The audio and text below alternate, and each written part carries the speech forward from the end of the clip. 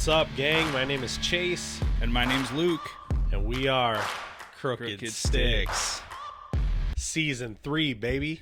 Season 3. Kicking it off. We got some changes. We do have some changes. We are going to start going every other week. Every other. It's a lot to manage, and we've just finding done time. 20 episodes so far. 20 eppies. And we have literally recorded every week. Every week. Besides the month of December. So we've been crushing it. Yeah, cruising. But we're at a point where we're very comfortable with what we're doing. Yeah. We kind of want to take a step back and maybe approach these episodes a little deeper. Yeah. Yeah, for sure. I feel like, and I told Luke, I'm like, man, I'm kind of getting to a point where it's like I'm almost like burning out. Yeah. A little bit, which I think is normal, but I don't want that. I don't want that to happen. I want this to keep rolling. And I think the only way to do that, we agreed, was just kind of, take that step back and say, all right, let's refocus on what the mission is, and talk about some deeper stuff instead of just picking a topic last minute because we're trying to get through it, Yeah. As we sit here tonight doing that. Kind of. I mean, yeah, in a sense, we did. But we've talked about doing this one for a while. Yeah. We've talked about breaking down this one. And a couple episodes ago, you had mentioned this story. Yeah. And you're like, everybody knows that story. Right. I'm pretty sure is what what words were. So it made me think about, like, maybe everybody doesn't know that story. Yeah. Yeah. Matt, and on top of that, my brother, during his testimony, had talked about getting out of the boat. Yeah. And he said, Jesus, all he wants from you is to get out of the boat. And that hit me. And so I think this will all tie together. For sure. And it's a cool, it's a cool story. So what we're talking about today on season 3, episode 1, is we're going to call this one Stepping Out of the Boat. And we're talking about Jesus walking on water and Peter joining him out on the water and how that story unfolds. Yeah. Sounds perfect. Let's do it. Right before we get started, as always, little housekeeping. We have hats.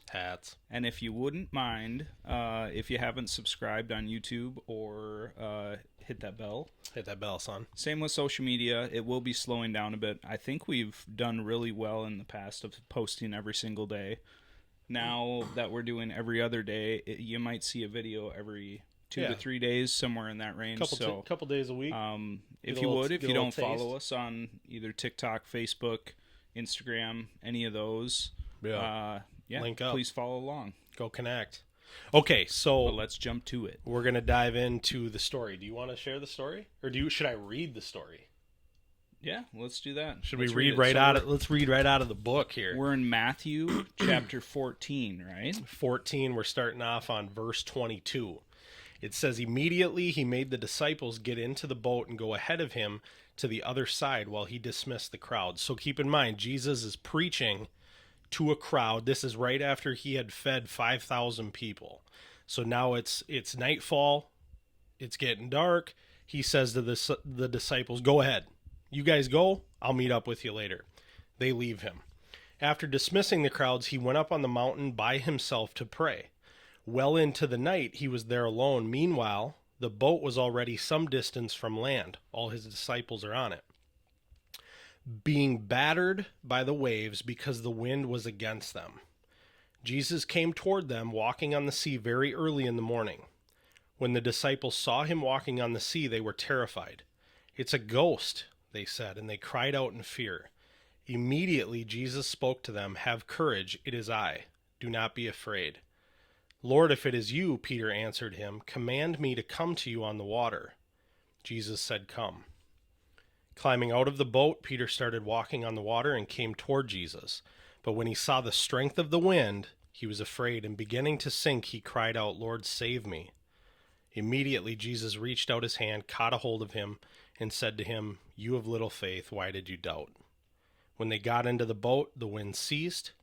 Then those in the boat worshipped him and said, truly, you are the Son of God. There are so many times in life where that scenario probably happens to every single one of us. Every single one of us. You have little doubt. Yeah. Or little faith. Yeah. A lot of doubt. Yeah, how many times, I mean, just thinking of the scenarios, How many times could Jesus say that to you in your life? That's what's crazy to me.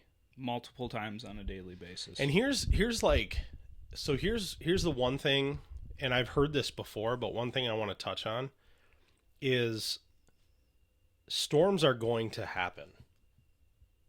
I feel like people often think, well, if I'm following Jesus, I'm good. Everything's smooth sailing, right? Because I'm taken care of. I got somebody upstairs watching me. Yeah. He's got his hand on my life, so I'm going to be good. It's actually the opposite. Jesus he actually says, hey, look, you're going to go through some stuff. That's part of following me. Gonna let it happen. And it sometimes it is what it is. Like, you just got to walk through it. But the one thing, and this is what I've heard before, and I love it, there is peace in Jesus, not in the absence of storms. Ooh. Peace comes from Jesus, not from the absence of storms. Right? Yeah. So there's gonna be storms. There's gonna be storms. And your peace doesn't come from life going smooth. That peace comes from Jesus. And whether you're in a storm or not in a storm, that's the only way you're finding that peace. Yeah. He is peace, right? It's so true. So I love that saying, man. I think that's huge. And just breaking it down again. So Jesus says, come on, let me show you. And for quite the time there, he's walking on water. Yeah. He's up there. He's floating. And then he loses his sight. Yeah. He starts looking at the waves. We get trapped. In human nature, that's what we do. Yeah. I mean, you could be very good with our Bible and becoming close with Jesus for, let's just say, 20 days. Yeah. And then you stop reading your Bible. And you start focusing on money. You start focusing on your work. Yep. You start focusing on your phone and social media. Yeah. And you start falling into those waves. Yep. And I think it's super crucial for us to just realize it. Like, yes, do something about it, but even just sitting there realizing what is happening. And as I get older, I'm starting to sit back and think about things a little bit more. And that's one thing I wish I did earlier in life, was to start realizing when you're sinking into those waves. Yeah. And sometimes you do, sometimes you don't. Right. Right. And a lot of times I feel like it's when we're trying to tackle life on our own. Yeah. You know, a lot of these, the backpack. a lot of times, man. Yeah, seriously. It's like we see something happening in our life and it's kind of like, I got it. I got this. Don't worry about it. I ain't going to call on Jesus this time. I don't need him this time. You need him every time. That's a fact. And that's the reality. You need him every single time, big or small. It doesn't matter. You need him. And those times where we jump out of the boat and we start walking and we have our eyes fixed on him, and then we get distracted and we think, okay, I'm good. I can do this. And we start sinking. And eventually we're like Peter and we're about to gasp and take our last breath before we get pounded by the waves. And we go, Jesus saves me. And he pulls us up and goes, you're a dork. Yeah. I feel like that happens a lot in my life. And there's triggers. Like I've come to find there's triggers in my life that I've noticed pull me away from walking with him, walking towards him, fixing my eyes on him. One big thing for me is music. The music I consume. Yeah. Which it doesn't seem like a big deal. It really is, though, because, again, what you feed the heart is what will come out, right? And so I feel like that's one thing for me is when I start listening to a lot of secular music, a lot of music that's talking about violence, a lot of music that's degrading towards maybe women, towards other whatever. I mean, it doesn't matter, but music that doesn't glorify God, I can easily slip off the train and just start doing my own thing. Yeah. And it, you know, and then it's eventually like that piece of influence. Yeah, I'm like, geez, I'm an idiot. And then I get back on track, but that's God telling me, hey, you're an idiot. Come back over here. Yeah. You know? it's those subtle nudges that I'm constantly getting to kind of regain focus. And we talked a whole episode that had to be early season 2 about music. About music and the so influence. If you haven't yep. watched that one, check that one out as well. Yep. But there's an ongoing theme with these books of the Bible, or these chapters we've read consistently throughout the life of this podcast so far. Yeah. And it's like carrying the backpack. Yeah. There are a ton of stories where it's like us as humans put everything on our back. And if we just follow the word, if we just fix our put eyes. our trust, yep. stop losing faith. Yep. It is very hard, though. It is hard. I think no matter who you are, you're going to battle with it. It's going to be a hard battle, but such a good story. And like I said, I brought this one up just because we have mentioned it in the past, and it's a short little passage, a short little podcast, but it's deep.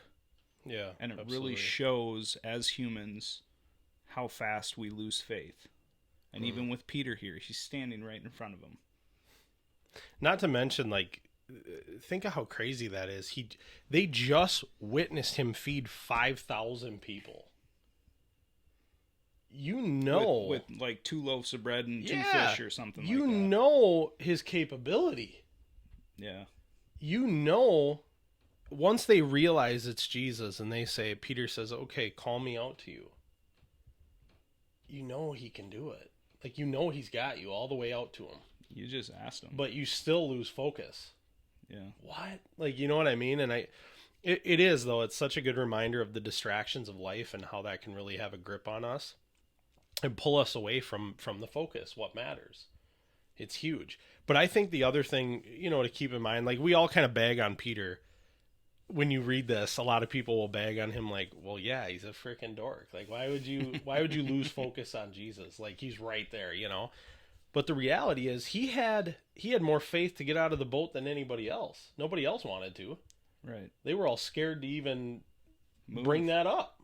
Yeah. And he's like, no, if this is you, I want to come out to you. Like, help me come out there.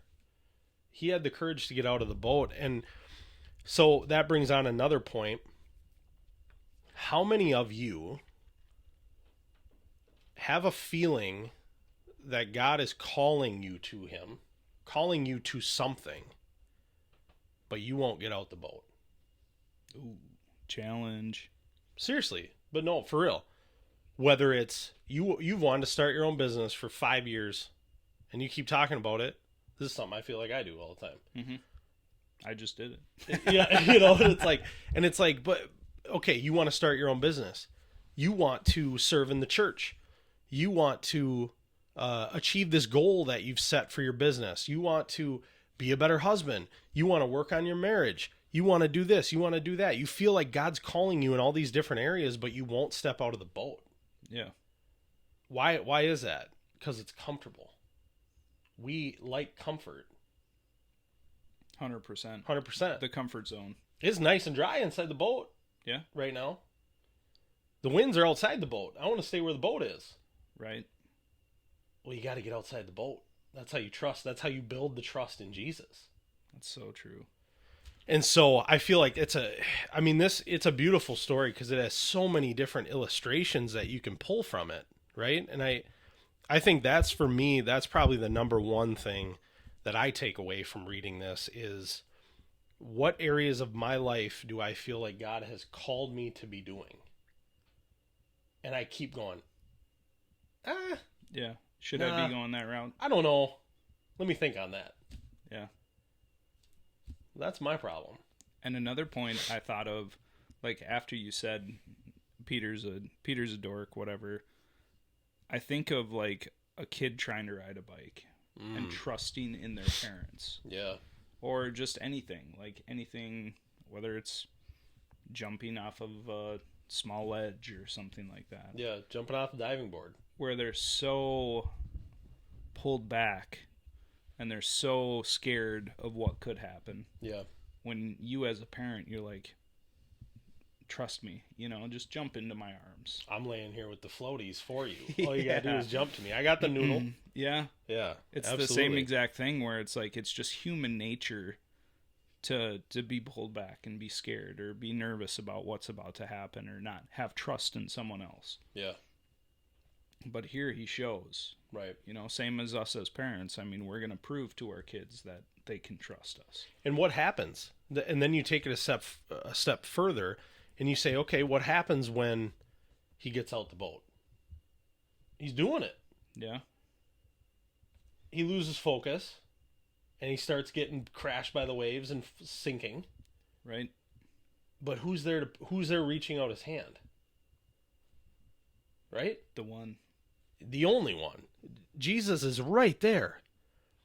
So yeah, you might step outside the boat and you might fail.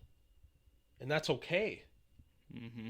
Jesus has got you. He pulls you out of the water. He puts you into the dry boat again. All right, let's try it again. Let's do something else. You know what I'm saying? It's like... Keep earning the trust. Yeah, man. And then, I love that. I think that's a great... That's the number one thing I take out of this story. I absolutely love it. So that would be my challenge for you guys is what things do you feel like you're being called to do by Jesus in your life that you won't step out of the boat to go do? You're remaining where it's comfortable. You're remaining stagnant. What areas of that do you need to work on in your life? Think about that.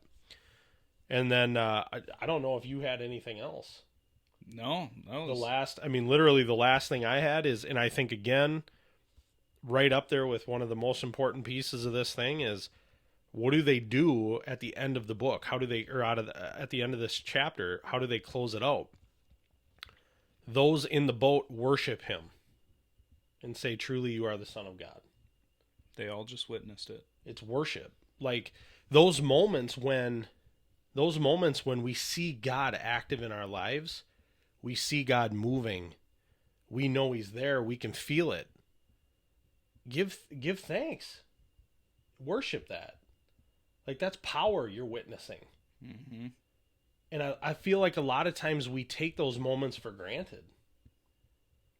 There's been many times where I've prayed for something and like 2 weeks later, I'm like, oh crap, that happened. Like I was praying for that. Yeah. And it happened and I didn't even give credit to where credit's due. Right. Didn't even realize it. Whoa. Backtrack. Now I gotta, sorry for that. Yeah. And kind of rewind and think about everything again and then give worship to the one who deserves it. Yeah. I mean, we always tend to, whether it's a sale or whether, literally anything in our lives. Yeah. 100%. So I think again, those would be my points, just kind of talking through that. If you haven't read that, Walking on Water in Matthew 14, again, chapter 14, verses 22 through 33, go read that. Matthew's a great place to start in general. Because you gain an understanding of who Jesus is, some of the miracles he did while he was here on earth and people were following him and kind of witnessing all this stuff. Well, and the start of chapter 14 yep.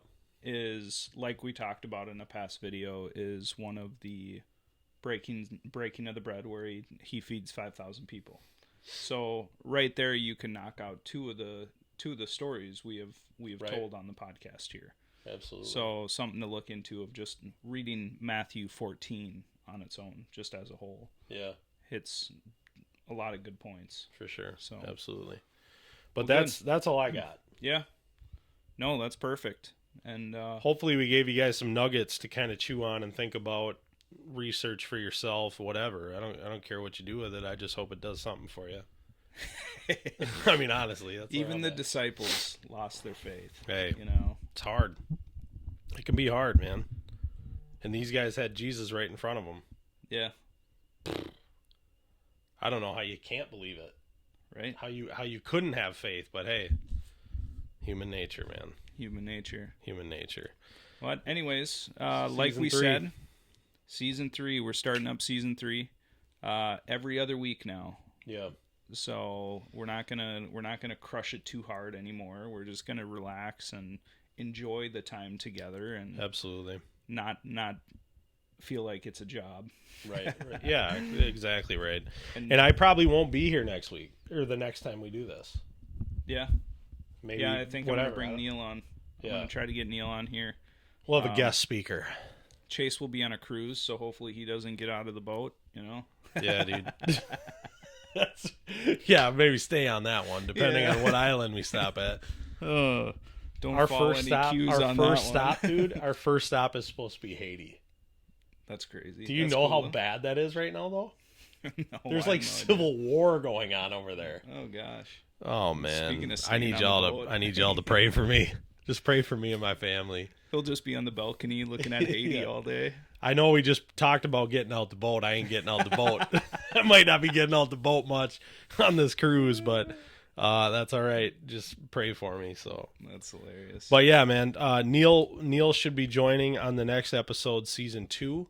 Not sure what you guys episode 2, excuse me. I'm not sure what you guys will be talking about, but I'm sure they'll figure that out. We will figure it out. And we'll see you back then. Crooked Crooked Stix Stix out.